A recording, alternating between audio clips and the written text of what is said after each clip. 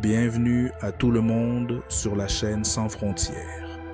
Je vous remercie tous et spécialement les nouveaux abonnés.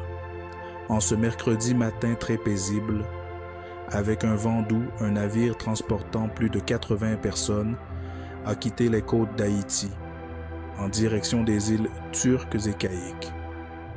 Cependant, ce qui devait être un voyage d'espoir s'est transformé en un événement tragique. Les Haïtiens ne pouvaient pas supporter les dérives des Américains et celles de Kenyans. C'est pour cela qu'ils ont essayé de fuir le pays. Selon l'Organisation internationale pour les migrations, ou OIM, seuls 41 survivants ont été secourus par les gardes-côtes haïtiens. La situation socio-économique d'Haïti est catastrophique, mais tout fait partir d'un plan sur Haïti. Lorsqu'on regarde, l'extrême violence de ces derniers mois a poussé les Haïtiens à prendre des mesures de plus en plus désespérées, causant la mort de plusieurs de nos compatriotes. Grégoire Goodstein, chef de mission de l'OIM en Haïti, a évoqué cette tragédie, la reliant à la crise sécuritaire croissante du pays pour la destruction du peuple haïtien. Cela se fait par une vision cruelle et pirate et créant de voies de migration sûres et légales. Plus tôt cette année, la situation a empiré lorsque les guerres de gangs se sont intensifiées, conduisant à la démission du gouvernement de l'époque. Les données de l'OIM indiquent une augmentation des tentatives de migration par bateau depuis Haïti depuis cette escalade. Malgré tout, le problème n'a jamais soulevé par l'ONU. Cela est méchant, mes amis. Malgré le chaos, les pays voisins n'ont cessé de rapatrier les migrants haïtiens. Plus de 86 000 migrants ont été renvoyés de force en Haïti rien que cette année. Pourtant, il dit, il est l'ami d'Haïti. En mars, même dans un contexte de violence accrue et de fermeture d'aéroports, le nombre de retours forcés a bondi de 46%, pour atteindre 13 000 sans souligner les gens qui sont dans la prison dans le pays voisin.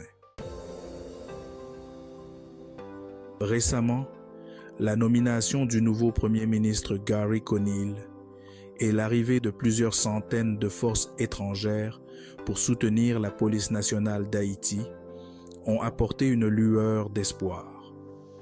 Un espoir hypocrite et malicieux pour troubler l'intelligence des autres pays. La mission multinationale d'appui à la sécurité, soutenue par le Conseil de sécurité des Nations Unies et dirigée par le Kenya, a entamé ses opérations dans la capitale, Port-au-Prince, pendant qu'il se cache dans les véhicules blindés. Cette intervention internationale vise à stabiliser la situation et à rétablir l'ordre, mais la route est semée d'embûches. Pour éviter de nouvelles tragédies, des efforts coordonnés sont essentiels. Cela implique non seulement une aide humanitaire immédiate, mais aussi des stratégies à long terme pour garantir la sécurité et la stabilité en Haïti. Alors que la communauté internationale se mobilise pour soutenir Haïti, un nouvel espoir renaît. La résilience et la force du peuple haïtien sont évidentes, mais il ne peut surmonter cette crise seul. C'est une responsabilité collective d'être solidaire d'Haïti et d'œuvrer à un avenir meilleur et plus sûr. La communauté internationale connaît qu'elle est en train de mentir aux Haïtiens. Regardons mes auditeurs, il y a plus 600 soldats dans l'armée d'Haïti qui décidaient de résoudre le problème. Les ambassades de grands pays ont refusé de les engager dans la sécurité de leur pays. Merci de nous avoir suivis. Restez informés et compatissants. Cependant, n'oubliez pas d'abonner et partager. Il est bon et important de la solidarité de chacun.